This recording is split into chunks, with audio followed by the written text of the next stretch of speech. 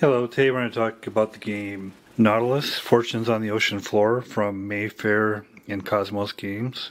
It's from 2002. It's like 11 and a half squared and 2 3/4 thick. The art is nice, obviously. It definitely looks like a more modern game. The art seems a little bit more geared to a younger audience, but we'll see how it plays out. As far as theme, the back of the box does a pretty good job of explaining the situation. Fortunes on the Ocean Floor. Within the dark, cold depths of the sea lies a world that could have risen from the works of Jules Verne. Here beneath the silt and sand of the seafloor resides the resting place of an ancient civilization, once the marvel of the world. Swallowed by the sea, it sank to the depths to be remembered in legend. Now groups of researchers have come together to build a fantastic underwater city, made from the many components sunk on the ocean floor. Of course, it's got a rule book. Very well done. 12 pages. This is the Ruins of Atlantis board. It can be up to 4 players, so these are the game turn overviews and rule summaries. There's 4 of these. And the components are all very colorful and pleasant, I'd say. So this is the first player disc. These are 4 of these special orders. There's some modules. These are modular markers, submarines, and researchers. So there's 60 researchers, 12 submarines, and 80 total round markers, 20 for each of the players. Nemo money here. There's victory point markers. 30 of those in different from 0 to 5. So of these tiles here, there's discovery tiles, and then there's Atlantis discovery tiles, and then a little more detail on the unique markers. Each of the modular markers, different, color coded. Each of the researchers, different colors, and these are the different colors of the ingenious mini submarines. So as far as the modules, there's habitation modules, which would be these. And then there's a base station, and then these are research modules. Lastly, but not leastly, is a very nice, large, mounted board. Like, 23 inches by like 33 inches. So the lagoon are these lighter ones. This slope is this area. The deep sea is here, and then the abyss is here. The deeper the sea zone, the more expensive it is to construct modules, but the deep regions also hide more valuable discoveries. So the base station is the first tile that's played, and then the players can buy modules. Habitation models don't have any victory points, but they're necessary to have researchers. Research modules are activated to earn victory points. All players are allowed to use the modules regardless of who built it. Builder earns a usage if other people use it, like a rent, I guess. The more research types you activate, the better. So and there's 5 different types. The researchers move around the underwater city, going from module to module. They activate the research modules, and the modules grant advantages victory points only after they've been activated. They're also required to operate the submarines. With the submarines, the players explore the sea and find discoveries. You must find discoveries in order to earn any victory points. Some of the discovery tiles are Atlantis discoveries. They're found there placed on the Ruins of Atlantis board, where they're indicated, with a module marker of the player who made the discovery, which are, these. If all the Atlantis discovery tiles are found, the game ends. At the beginning of the game, each player receives special orders. Here, the 4 special orders cards are given to players. Kept secret to the end. The underwater discoveries shown on the card can be worth more victory points for that player. So, to purchase and expand modules and recover underwater discoveries, you must spend the money of Nautilus. At the end of the game, victory points you earn from your discoveries are multiplied by the value of the research modules you've activated. Whoever has the most points wins. So gameplay, sequence of play. Game is composed of rounds. Each round has 3 phases. First player begins the round and plays phase 1. Then all players complete phase 1 actions in turn. Play proceeds clockwise from the first player. Phase 2 is played through the same way, followed by phase 3. After all players have completed phase 3, the run is finished. When the run is finished, the first player passes the first player disc. 2 players left. Displays the first player next round. Phase 1, develop the underwater city. In this phase, the players have the opportunity to build new modules and expand the underwater city. You can construct habitation modules and research modules. First modules must be purchased. Once bought, modules can be added to the underwater city. During your turn, you may purchase no more than 1 module each round. A research module of any type costs 1 Nemo, which is paid to the bank. If you buy a habitation module, it is free. However, a habitation module must be occupied with researchers. 1 Nemo is paid to the bank for each researcher. The researchers are immediately placed in the habitation module. If there are 2 or 3 players, a maximum of 3 researchers may be placed on a habitation module. If there are 4, then up to 4 may be placed. Once you have purchased a module, it is placed face up in front of you. Now you can proceed to adding modules. If you have 1 or more modules in front of you, you may choose to expand the underwater city. If you choose to expand the underwater city, the module must be connected to an airlock or on another module already on the board. The color of the airlock must match the airlock on the connected module. In the center of each module is a cross of 4 arrows. These arrows must always point to the edges of the board, never towards the corners. You may choose to add more than 1 module if you have them available. If you choose to add more than 1 module, then they must be connected together. Each module you add after the first must be connected to at least 1 other module you added this round. If you add 1 or more research modules, then you immediately place 1 of your module markers on each research module added. Habitation modules are not marked. Adding modules costs money. The total cost depends on the depth of the new modules. If several modules are added together, the cost is only paid once, not for each module. Lagoon 1, Slope 2, Deep Sea 3, Abyss 4. Each module must be connected by at least 1 airlock to adjacent modules. The airlocks must be matching colors. If the module is placed on space that has a discovery tile, then the discovery tile is removed from the board. If they are Atlantis discoveries, they are placed face up in the ruins of Atlantis board, but no one gets to place a module marker next to the tile. Once the player has finished his action in phase 1, the player who's left is next to play. When all players are finished, they go to phase 2. Phase 2, to play the researchers. Researchers enter the game by being placed in habitation modules, but they must move to a research module before they can begin their research. You may move up to 2 of your researchers on your turn. The 2 researchers have 3 movement points to share between them. If you have 1 training module activated, you may distribute 4 movement points between your 2 researchers. If you have activated 2 or more, then your researchers may move up 5. Researchers can pass through any module. If a researcher ends his movement in a research module, and there are no other research of that color in the module, then the researcher automatically activates the module. If your researcher stops in a research module built by a competing player, which contains another player's module marker, then you must pay the owner of the module 1 Emo and activate the module. You only have to pay the other player once per module you activate. If you have only 1 researcher in a research module, this researcher may not be moved. You can't park a researcher in a research module. If the researcher doesn't have enough movement to move through, he must activate the module. He can't continue to move through the next round. If you have several of your researchers in a research module, then all but 1 may move away. To indicate the research being done, you then move the marker for that type of research 1 column to the right on your player mat. So this is the research indicator. You must have at least 2 researchers in the same research module in order to launch a submarine. As soon as you have researchers in more than 1 module of the same type, you gain more special advantages. When you activate a second module of the same type, you may move the marker 1 more space to the right.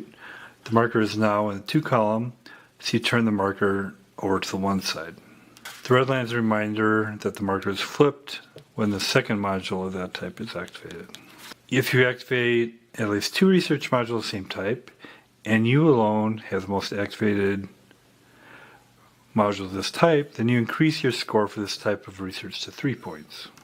If you're the first player to activate all 4 modules of the same research type, then no one can take the 3 marker away. The research modules.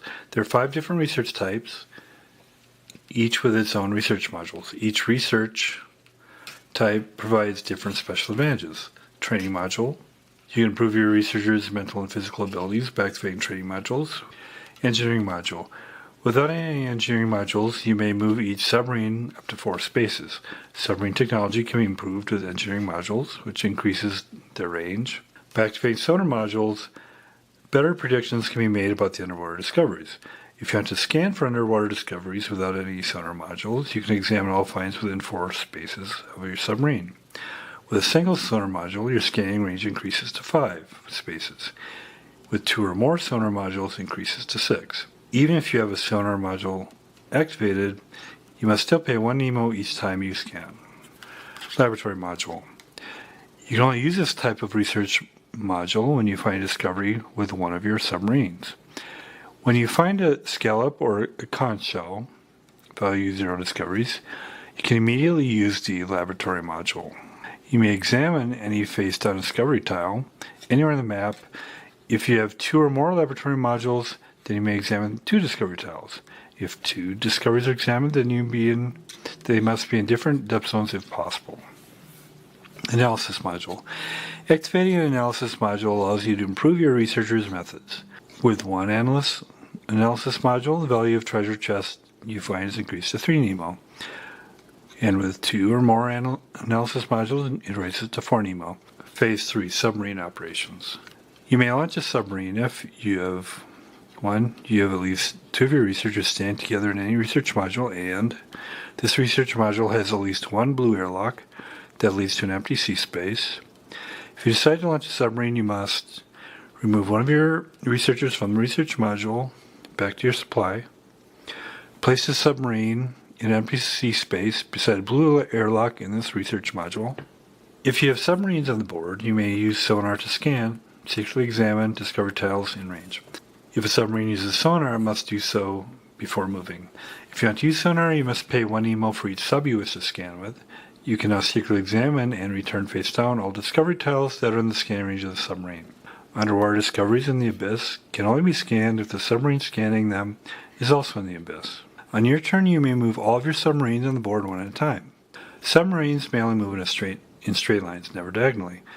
Turning at right angles is allowed. A submarine may pass over other submarines, but not over discovery tiles. A submarine's movement must end in an empty space or in a space with a discovery tile. A submarine can also move over a module. The spaces covered by the modules are counted normally. The dark area of the game board is a particularly treacherous region to explore. You may move a submarine to the abyss only if you have activated at least one research module of each type, all 5 kinds. However, once any player has moved the submarine into the abyss, this limitation is lifted, and any player may move it into the abyss. If a submarine moves into a space with a discovery tile, the discovery must be recovered immediately. The submarine must end its movement for this phase. The recovery of an underwater current or a treasure chest, tiles with beige-colored backgrounds, is free. The recovery of all other discoveries, tiles with blue backgrounds, costs a number of Nemo based on depth zone. On a slope or deep sea, 1. In the abyss, 2 Nemo. If an underwater current is recovered, then you may immediately move any one of your submarines up to 3 additional spaces. If treasure chest is recovered, you receive 2 Nemo from the bank. If you recover a conch or a scallop shell, and you have 1 laboratory module activated, you can immediately examine any 1 discovery tile on the board and return it face down to its location. If you find a discovery is placed in the discovery area of your player mat, discoveries with beige-colored backgrounds are returned to the box. As discoveries are found, sections of the ruins of Atlantis may be recovered. Atlantis discoveries are always placed on the ruins of Atlantis board in the space that matches the number of the discovery tile. Then the player who found it marks it with one of its module markers in the circle next to the tile. As a reward, when you find an Atlantis discovery, you may immediately move one of your researchers up to 2 modules as he announces news of his discovery. Ending a submarine voyage.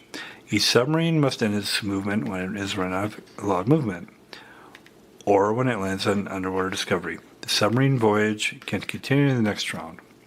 In addition, a submarine can end its voyage if the submarine moves onto an empty sea space that is adjacent to a blue airlock, a research module where there is at least one researcher. It does not have to be one of your own researchers if you decide to end the submarine voyage. You may take a researcher from your supply and put it in a research module. If you do not have a researcher in this module, then you activate it normally. The submarine is returned to your supply. If you have no researchers in your supply, you do not get to place a researcher in the module. When all players have finished Phase 3, it is time to end the round. The first player passes the first player disc to the player to his left. That player begins the next round, starting with Phase 1. The end of the game. The game will end in any one of 3 ways. If all 3 of the Atlantis discoveries, numbered 13, 14, 15, have been found, but there are other Atlantis discoveries that have not been recovered. When this happens, the current round is finished normally, and then one final complete round is played before the game ends. If all 15 of the Atlantis discoveries are found, in this case, the current round is finished normally, and then the game ends. If no player buys any modules, and no player adds any modules to the underwater city, and no player recovers any discoveries during the entire round, the game ends immediately at the end of that round. To determine the winner, the players must score their discoveries and the research. First, runes from Atlantis are scored. Each player counts the number of Atlantis discoveries they have recovered, the ones that have their control marker next to them. The player who found the most receives the Atlantis victory point tile with the highest value. The player with the second most receives the second highest value tile, etc. Any player who did not find any Atlantis discoveries did not get any victory points from the ruins of Atlantis. The Atlantis victory point tile is placed in the discovery section of the player mat on the space next to the question mark. Next, each player reveals the special orders that he was dealt at the beginning of the game. You may increase the value of any discoveries that you have made the master symbols. On the special orders card, you must pay 1 Nemo for each discovery that you want to increase in value. Each increased discovery is worth 1 more victory point. Shift the tile 1 column to the left. Then each player adds up the value of all the tiles in the discovery section of his player mat, including any points earned from Atlantis discoveries. This is your discovery score. Next, they add up the value of all the tiles in the research section of the player mat. This gives you a research score. The discovery score and the research score are multiplied together. Then, if you have any Nemo remaining, you add them to the result. The player with the highest total is the winner. So we'll do setup here. So first of all, you place the base station in the lagoon. You can put it anywhere in the lagoon, and you have the arrows pointing to the sides of the board just to make sure you get the right orientation of that octagon. And then you sort the different modules into 7 stacks up here. You got the 10 blue and 10 green habitation modules, 4 sonar modules, 4 training modules, 4 laboratory modules, analysis modules, and engineering modules. So the discovery tiles, so you place them on the corresponding location on the board, as shown there. You do them randomly, 60 of those. Then the ruins of Atlantis track is placed here. And then depending on the number of players, you put different victory point tiles. So for 4 players, you would put the 5, 4, 2, and 1. 3, you have the 5, 3, and 1. I'm doing 2-player, so I have the 4 and the 2. And I'm doing red and yellow for the 2 players. So these victory point tiles will be earned by the players who salvage Atlantis discoveries. The player that finds the most Atlantis discoveries will earn the most valuable tiles. The 5 victory point tiles of number 3 here on both sides are placed beside the game board. The player that activates the most research modules of this type earns the matching tile, and then they'll put them on the board. And then each player receiving each color 15 researchers, 3 submarines, and 20 module markers, shown here. Starting money, at 4 players you get 45 Nemo, 3 it's 50, 2 it's 55, so I have 55 Nemo. These are the player mats, and then you put the 5 different color victory points at the start location on 0. You get 1 special orders card, which you don't know what that is yet. And who's ever been deeper in the sea gets the first player disc, which is here. Then we get into play. So I played a few turns here, and I'll kind of show where I'm at. Yellow has built 4 hab modules, 3 of the orange airlock, and 1 of the water airlock. Red has built 4 habitation modules also, so these are all orange airlock. As far as research, yellow has 2 training modules here. Also, they built a engineering module and a lab module, and they're also renting space in this lab module. Set on here that gives they got their tracker to go up to here, and they got a 3 since they have the highest technology. So this is the number of, they can now do 5 moves allocated to 1 or 2 deployed researchers. Engineering module, they can move a submarine up to 5 spaces now. Sonar module, they haven't done any development there, so it's 4. Laboratory modules, since they have 2 activated, 1 that they're renting, but still, they can do 2 discoveries when they do a scallop or a conch, and they haven't done anything analysis. So red, so their research, they've done a sonar module here, so they can look out 5 squares with a sonar. Laboratory module here, and they're the first to get to 2, so they get the 3 there. So here and here, so they can do 2 discoveries again with the console or scallop.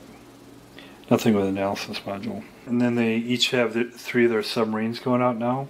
On the board, they each have 10 researchers, because some have gone on the submarines.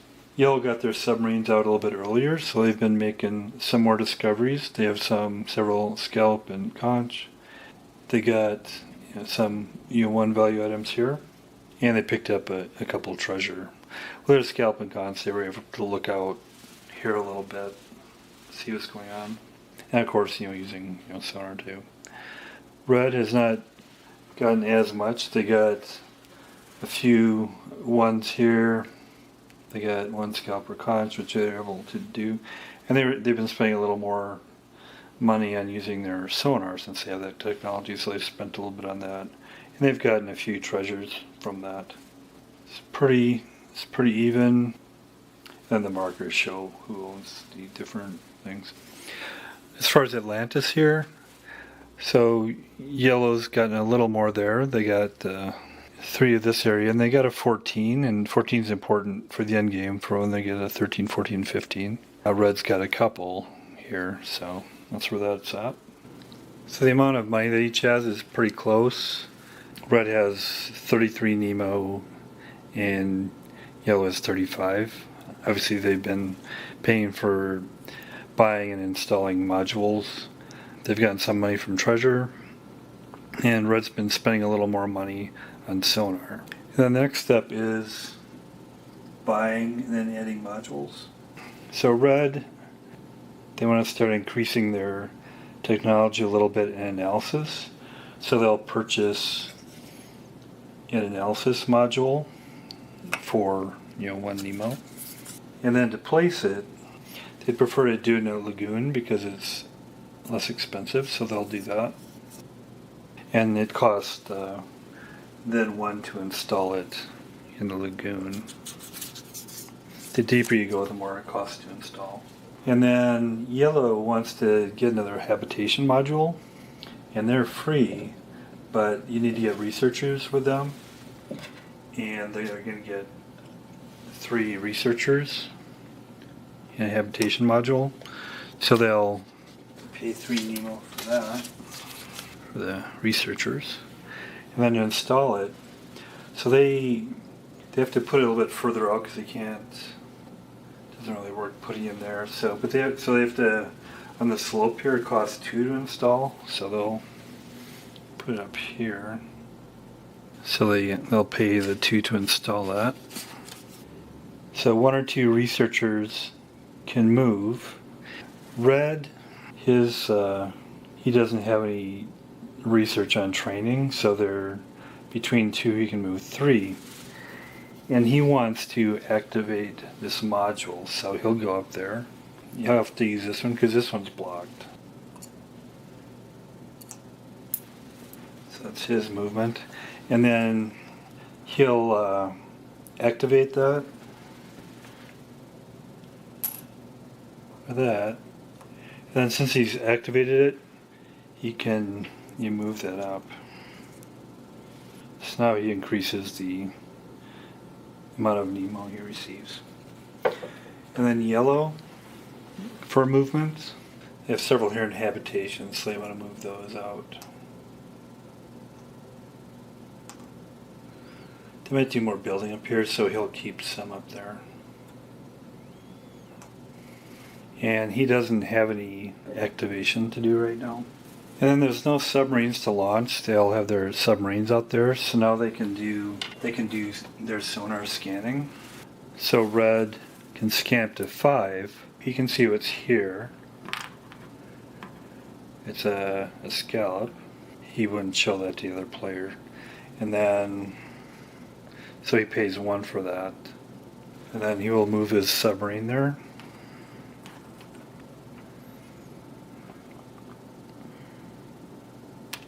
And then since he discovered a scallop and his research is at 2, he can examine 2 discoveries anywhere on the board to see what they are, even in the abyss. So he's going to look over here, and that looks pretty good. And he'll also look over here. And if he wants to purchase them, he has to pay the price, so he won't bother with this one. He'll get that one. He'll pay 2 for that. And then as far as other movements, he'll move here to discover that. And that's another conch. He'll go here, discover this, and that's another one of those. So that's good. He'll get this. And then he can look at 2 more discoveries. He'll check over here.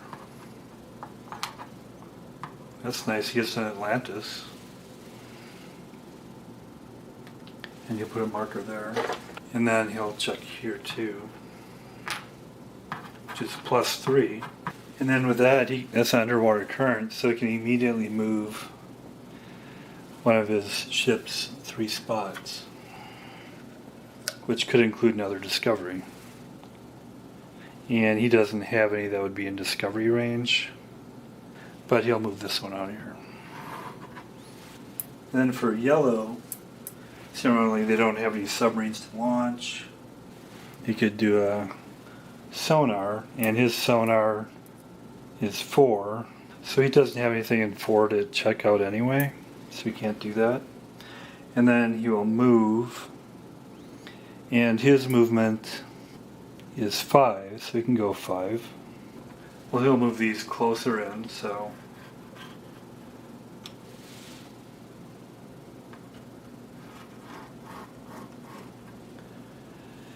and then he'll discover what this is. It's one of these. Okay. So he'll pay to get that. And that's the end of the turn.